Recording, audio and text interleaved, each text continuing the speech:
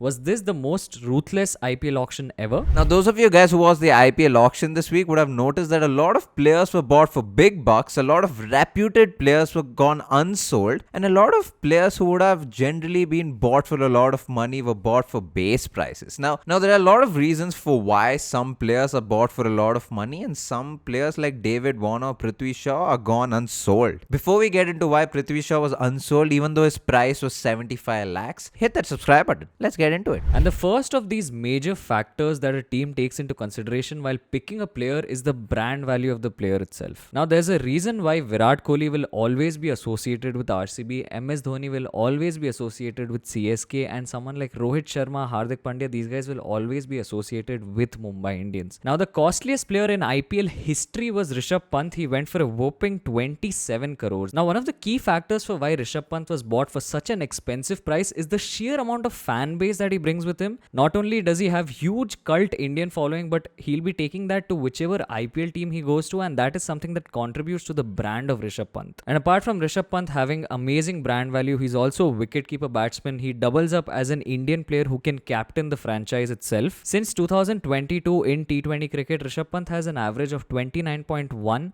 and he has a strike rate of 143.8. And in the IPL in 2024, Rishabh Pant had a brilliant year with the bat. He had an average of 40.5 and a strike rate of 155.4. And together, all these reasons justify the price tag that are eventually attached to him. The youngest ever player to be part of the IPL, Vaibhav Suryavanshi, was sold for 1.1 crore to Rajasthan Royals. Now again, this has a lot to do with brand value because if you buy someone like him, you're getting free PR. The next day after the auction, every headline said that the youngest IPL player goes to Rajasthan Royals. Now, of course, Rahul Dravid, the coach, also said that he was part of the Rajasthan Royals trials that happened before the auction. But a lot of this has to do with how someone like him, if he's bought in any team, will just give you free headlines. And for someone like Rajasthan Royals, who has a reputation of buying young players and grooming them and making sure they emerge into great talents, this is exactly what they needed. Taking nothing away from his skills, of course, he did score that 100 in that India Under-19 versus Australia Under-19 days match. So this is not just a PR stunt, but he also, of course, has the skill to play. And now one of the biggest headlines and misses in this year's IPL auction was the fact that Prithvi Shaw went unsold. Now the downfall of Prithvi Shaw is something a lot of people have been talking about on social media. Not only was he dropped from the Mumbai Ranji team for disciplinary as well as fitness issues,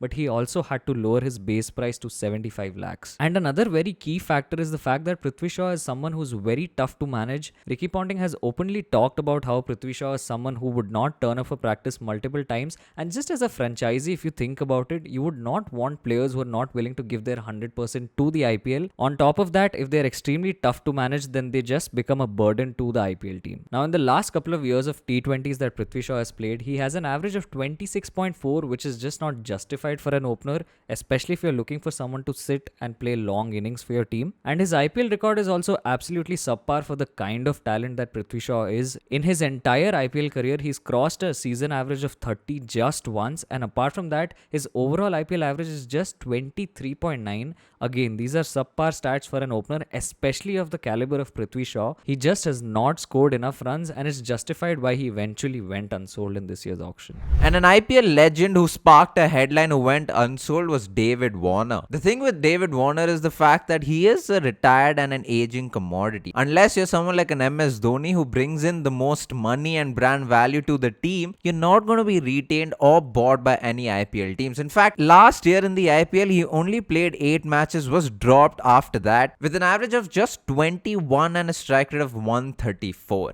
Especially in this mega auction when you have so many options for an opener like Jake Fraser-McGurk, Phil Salt, even Sunil Narayan for that matter, you aren't going to go for someone like a David Warner. Now the second and probably most influential thing in the selection and picking of a player in an IPL team is their stats itself, how they've performed in various leagues across India or even abroad. And one of the best examples of a player who fits this bill is Abhinav Manohar, as he got picked for SRH. Now not a lot of people know about Abhinav Manohar. In fact, he made his breakthrough in the Ranji Trophy team of Karnataka fairly late in his career itself, but his showing in the Maharaja Cup, which is the local Karnataka league, Abhinav Manohar was an absolute monster when it came to hitting big sixes. In the league, he hit 57 sixes, which was the highest, and the person who was at second position hit just 30 sixes. Not only that, he also finished that season as the second highest run getter with an average of 78.5 105 and an incredible strike rate of 194. And more importantly, Abhinav Manohar also fits the bill for SRH. They were looking for someone who can be a hitter in their lower order, and this is exactly where Abhinav Manohar comes into the picture. Now, Anshul Kamboj is another player bought by the CSK who is a domestic fast bowler. We all know the love for CSK and the domestic fast bowlers. He is someone who will start off with the new ball. He also swings the ball a bit. He is the perfect substitute for someone like a Shardul Thakur or a Deepak Chahar that CSK would have had. His reputation started after the Emerging Asia Cup 2024, and he also got 10 wickets in an innings in Ranji Trophy. Of course, Ranji Trophy and the IPL are two different formats, but as a franchisee, you're looking at all of these performances before picking a domestic player in your side. Now, if you're talking about performances and you don't bring up Arshdeep Singh, it's going to be a crime. In the last couple of years in T20 cricket, this man has not only been in amazing form for the domestic franchise, but also for the Indian team itself and at the World Cup as well. Now, in the last couple of years of T20 cricket that Arshdeep has played, he's played 115 matches in which he's got 157 wickets at an impressive economy of 8.5. And in the recently concluded T20 World Cup, Arshdeep was also the second highest wicket taker with 17 wickets. Of course, he was expensive, his economy was over 12, but the point is that he's getting wickets up front with the new ball, and he also balls an over at the death itself. Not only that, he's also a left arm pacer, which is seen as a rare commodity in the cricket game itself. He swings the ball both ways. He's got a good bounce, a good slow ball, good yorker,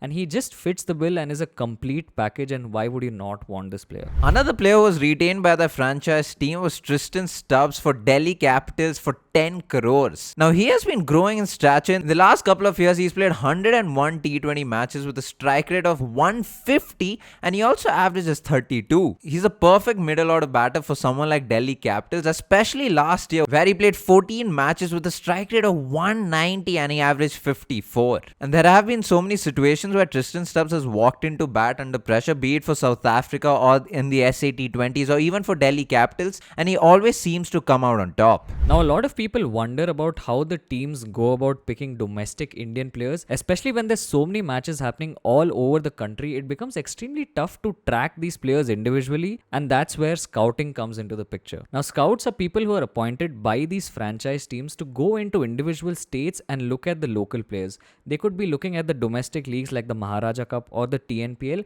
or they can also be looking at domestic tournaments like the Syed Mushtaq Ali tournament. And a lot of states also have a lot of division cricket going on. This is the level below the Ranji Trophy and domestic cricket, and oftentimes you also have these scouts going to the local grounds and looking at individual players, looking if they're satisfying certain metrics provided by the franchisee, and based on that they report back the information to these franchisees. Because of this, it's no coincidence that someone like a Manoj Bhandage is in the RCB squad. He is from Karnataka, has played in the Maharaja Premier League. He is a domestic all-rounder which just fits the RCB's bill. Even when we were covering the Maharaja Cup that happened in Karnataka, there was a lot of talk about this player amongst the media and amongst the press. Being the 12th highest run scorer and the 15th highest wicket taker, he's just the perfect blend the RCB team were looking for to have a domestic player in their squad. And now scouting need not be limited to just the scouts going and looking for players. Now, Ramakrishna Ghosh was a part of the Maharashtra Premier League, and he was in the same team as Rituraj Gaikwad. Now, it seems like definitely because of Rituraj Gaikwad seeing something in this player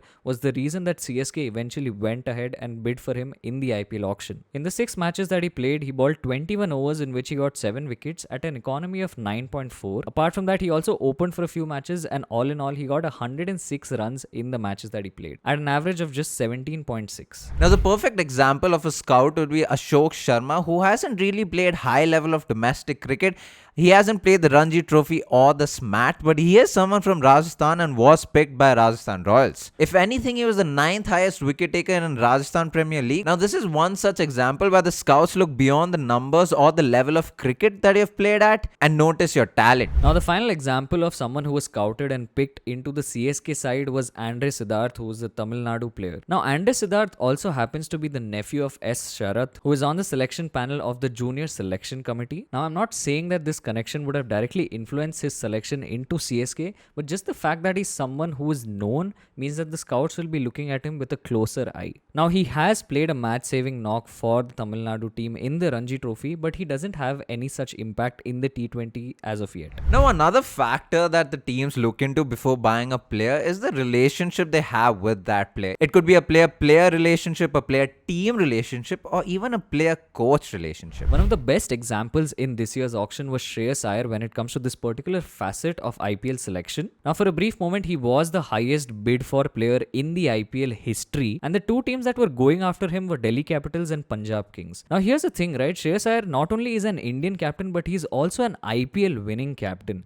Apart from that, with the case of the Delhi Capitals, he has played for them before. He also has captained them before, so it would be natural for them to go and fight for that player itself. Coming to PBKs, who were also going hard for him, the coach there is Ricky Ponting, and that's where the player-coach relationship comes in. Ricky Ponting at his time in Delhi was constantly with Shreyas Iyer, and both of them also had a really good rapport, and this is also another reason why they were bidding so hard for him, because Ricky Ponting wanted him in the squad. Now, a lot has been said about the price tag that was eventually assigned to him, and a lot of people are talking about how he might have gone for a price higher than a lot of people expected, but that's not entirely true, right? His record in the IPL has been substantially awesome. In the last year of the IPL, as a middle order batsman, this man averaged 39 with an impressive strike rate of 146. And that record is something that he's held for the last couple of years as well. He's played about 55 matches in the last 2 years of T20 cricket, where he has an average of 36 and he has an impressive strike rate again of 144. Now, another example of player-coach relationship is Ponting and Glenn Maxwell. Of course, Glenn Maxwell didn't have the best of seasons of the IPL last year, but in the last 2 years of T20 cricket, he's averaged 27 with a strike rate of 162. Now, we talk about player-coach relationship because Maxwell has openly talked about his relationship with Ricky Ponting. Both of them have a bond. Even in his latest book, Glenn Maxwell has talked about his relationship with Ponting. Now, it seems very obvious for why someone like Punjab Kings would go after Maxwell, especially because Maxwell has also played in that franchisee. And one of the more interesting names that came up in this year's auction was Jacob Bethel. He's an Englishman, and someone that he has a relationship with is Andy Flower, the coach. Now, although Andy Flower is from Zimbabwe, he's been a part of the English coaching circuit for the longest time. Not only that, Michael Vaughan has even gone on to say that Jacob Bethel is going to be a very crucial player for England moving forward in all three formats,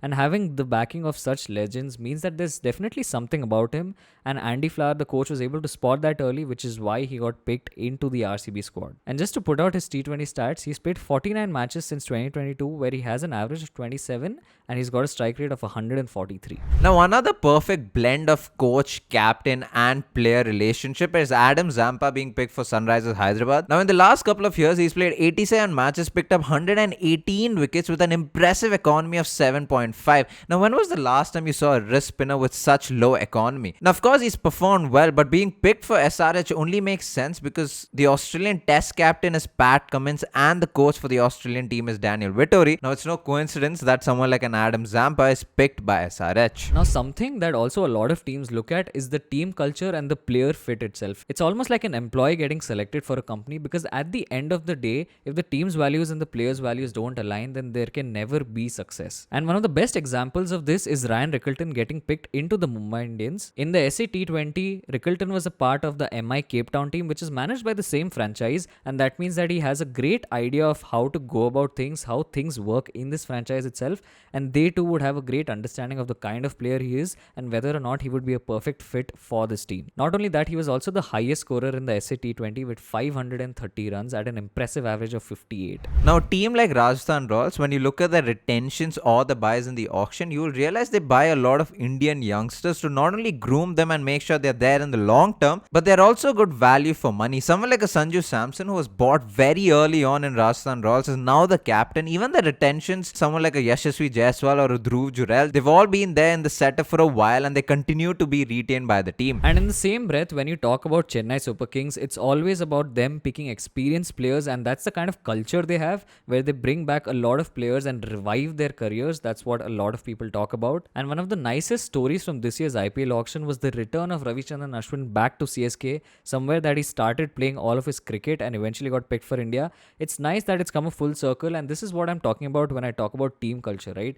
CSK has always been one family, and they've got back Ravichandran Ashwin, and it's just a beautiful culmination of a lot lot of different things. Now, another example along these lines is KKR buying Manish Pandey. Manish Pandey has been in the KKR setup for the longest of times. He won the IPL for KKR last year in the finals, and despite him not playing the entire season last year, him being brought back shows the loyalty that the club has towards certain players. Now, another very important factor that comes into the teams and the combinations they pick is the team combination itself and their home turf. Now, the best example of this was Krunal Pandya being picked by the RCB. The RCB was on the lookout for a slow left-arm spinner, and that's exactly what they've got in the case of Krunal Pandya. And a lot of people may doubt Krunal Pandya's ability, but the fact of the matter is that he's been the most economical left-arm spinner in the Indian circuit in the last couple of years. He's the perfect defensive slow left-arm option, and that is why RCB eventually opted for him at a venue where six hitting is fairly easy. Now, someone like a CSK who was so desperate for an Indian fast bowlers, this is what they do every IPL auction. They make sure that they have a domestic Indian in the fast bowling setup, because generally that is how the team combinations and how